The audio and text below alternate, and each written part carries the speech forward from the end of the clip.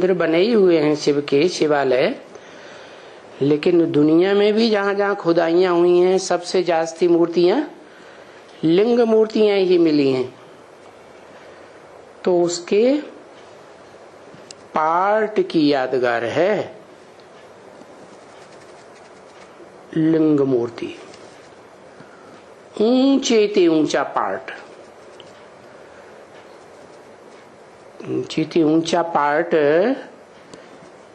सिर्फ बिंदु रूप में रहकर बजाता है या साकार शरीर में अर्जुन के शरीर रूपी रथ में प्रवेश करके बजाता है?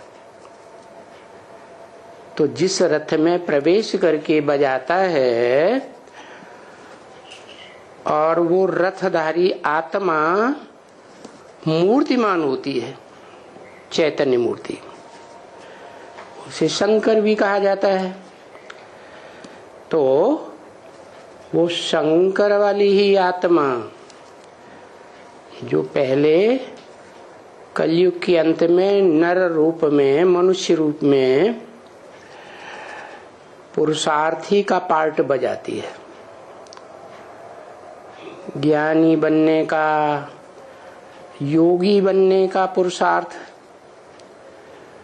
तो संपन्न तो नहीं है। तो शिव जिसमें प्रवेश करते हैं तो उसकी याद की संग के रंग से क्या बन जाती है? हैं? वही जो तुलसीदास ने लिखा, जानत तुम्हें हुई जाए। क्या वो षष्ठी रूपी रंगमंच पर श्रेष्ठ पार्ट बजाने वाली हीरो पार्टधारी आत्मा जो जगत पिता कही जाती है, आदम मुसलमानों में कही जाती है, वो आत्मा पुरुषार्थ करते करते याद का, किसकी याद का?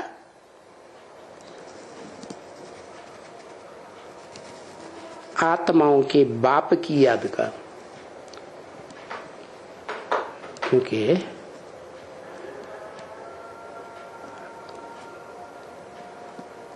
उसे याद करने की दरकार क्या है?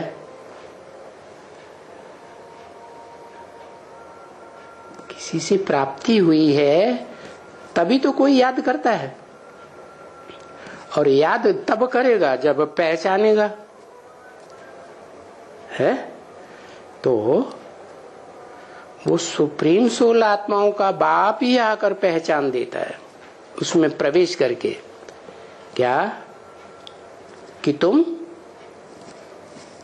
5 तत्वों का बना हुआ संघात, ये रथ शरीर नहीं हो, तुम तो इस शरीर को चलाने वाली आत्मा हो, कंट्रोलर हो। इस शरीर में जो भी इंद्रियां हैं मन सहित, उन सब के ऊपर तुम कंट्रोलर आत्मा ज्योति बिंदु हो। जो तुम्हारी ज्योति बिंदु आत्मा इस षष्ठी रूपी रंगमंच पर ऐसा पार्टधारी है जो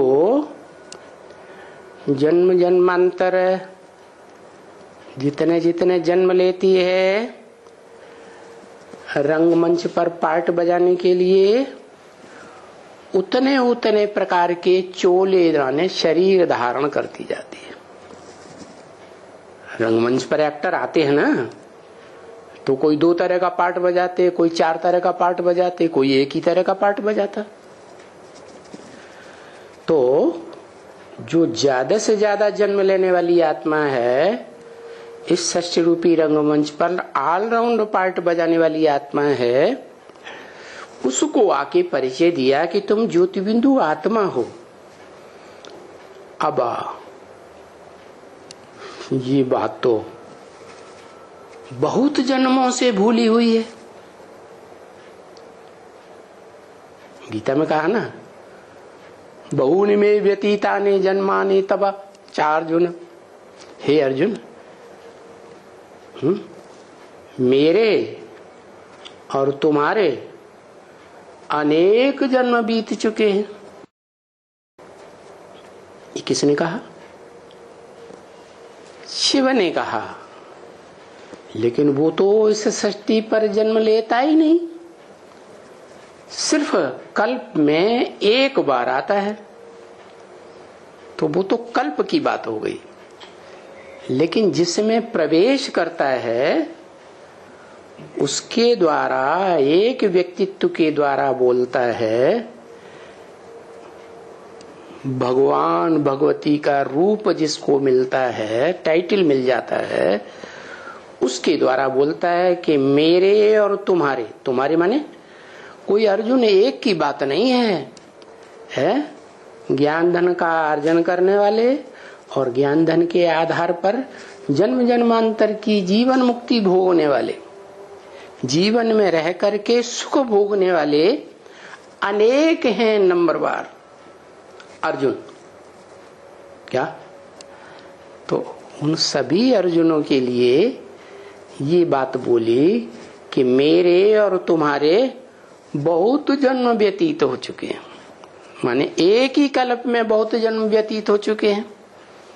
वो मूर्तिमान शंकर के कहने के अनुसार। तो